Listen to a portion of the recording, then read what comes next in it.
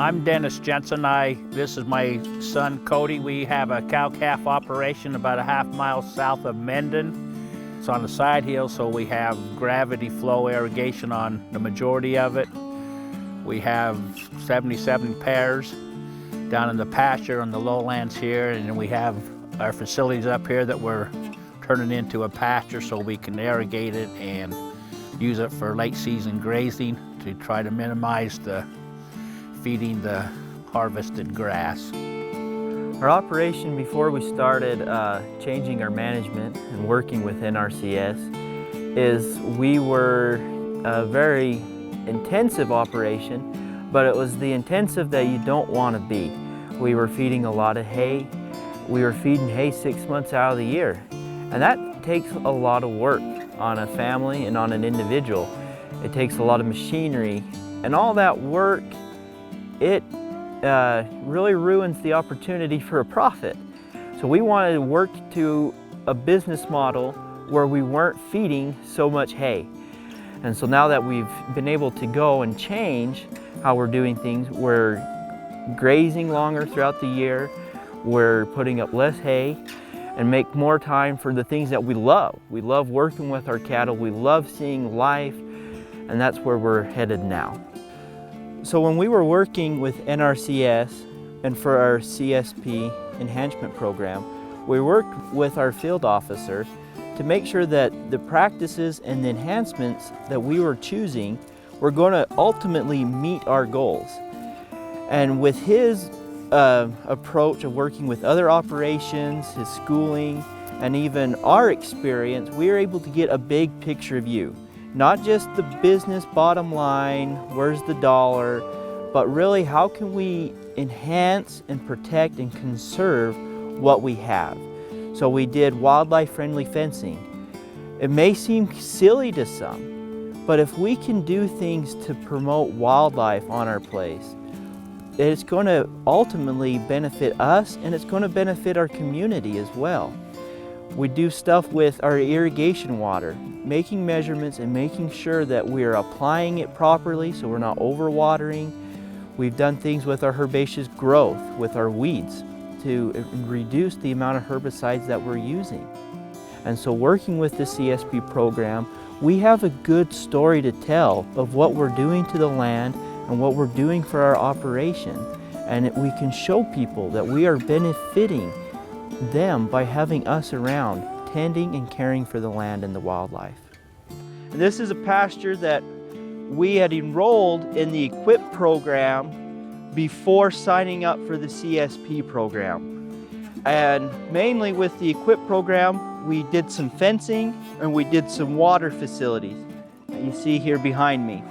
And then we also signed up for the prescribed grazing, which basically enabled us to experiment with rotational grazing and gave us some more financial incentive to do it. It also helped us realize some of the legalities behind it. You know, when we're doing a water project, there was some legal stuff that we didn't even know. And so working with an NRCS personnel, we were able to spot those legal troubles and get it taken care of before it actually ever became an issue. And so having that expertise really helped us to avoid any further headaches down the road. So before we enrolled in the EQIP program and really started changing our management, this pasture you're seeing, the cows would be dumped in it May 1st, and then they would be here until October, November, whenever the grass ran out. And what was happening is the animals, because this is drier, they would overutilize this area and grub it down into the dirt. There would be no residual left on this grass. And the sloughs down behind us, they would just be totally overgrown and the cows wouldn't utilize them. And so now that we actually forced the cattle to use those areas that were underutilized before and that were given this the rest that it needs, we're able to grow more grass and utilize more of our forage because of what we've been able to do with the EQIP program and our management. One thing that when we were designing this project is we designed it with long grazing corridors.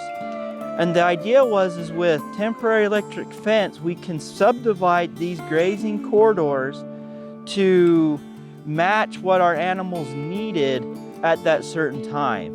There's times where our cows are calving and we like to make the paddocks a little bit bigger. And then there's times where we'll be really tight. We'll tighten those cows up and increase our stock density, and then we can lengthen out our recovery days because we've made our paddock smaller, so that way there we can utilize the pasture a little bit better, get some more trampling, evenly spread manure and urine throughout the pasture. And so having some flexibility built into the project really helped us.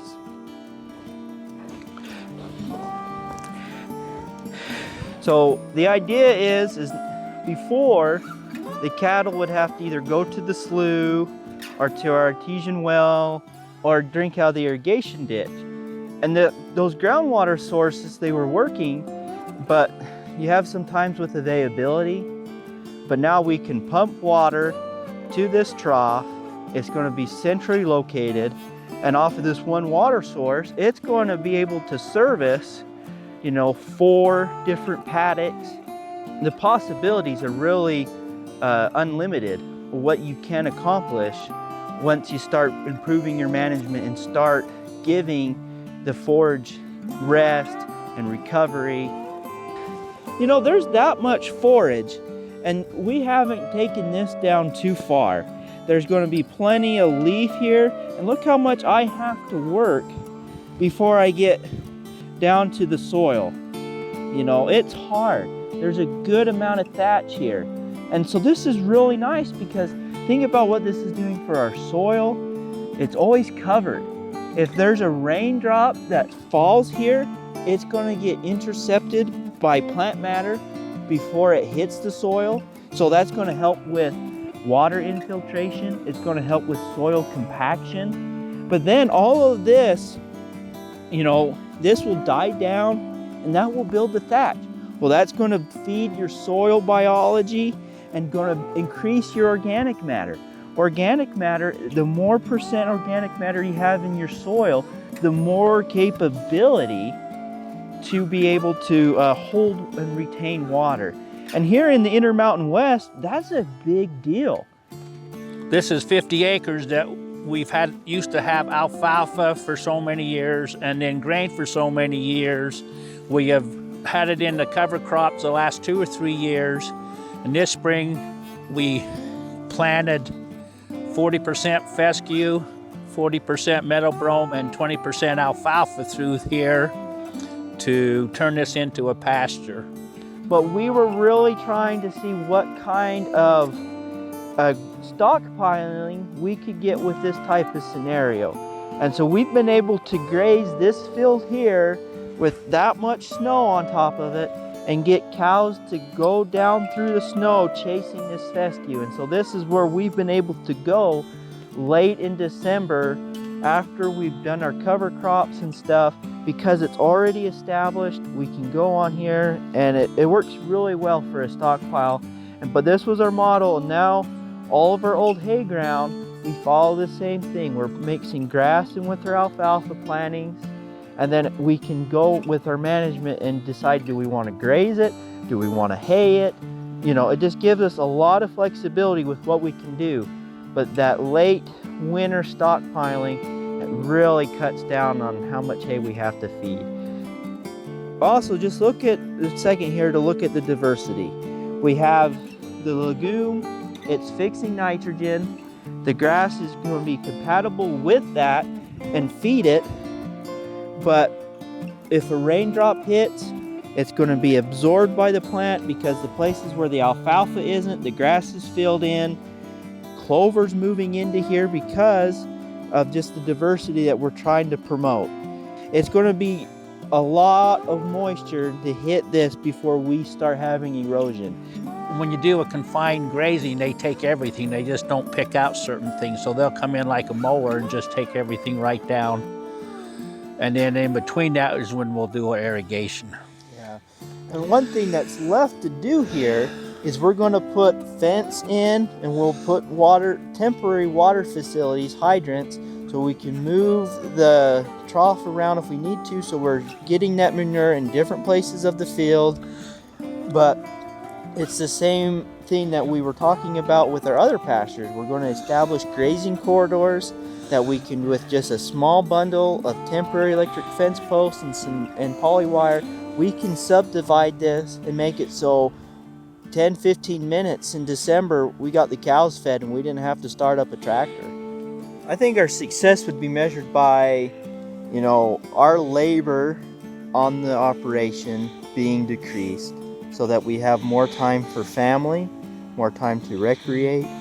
I'd like to see our profitability be increased because we're cutting our costs, but ultimately I'd like to see us be good conservationists, to be able to see wildlife on the place, to see water being absorbed into the soil, less runoff. I'd like to see biodiversity, pastures that are just nutrient rich, and just cattle that are performing and have a quality of life out on pasture, not here in a corral, but being cows, and us being able to be caretakers of the land who are just enjoying what we do. Stewardship of this farm means that it's green. Back a few years ago, I couldn't hardly grow anything because I didn't understand the soil, the conservation that takes to run this property. But now I understand that, and we can fulfill our responsibility of the land and the animals, that everything is in harmony with each other. Everything should be like nature, in harmony, and if you go against nature, then you're doing something wrong.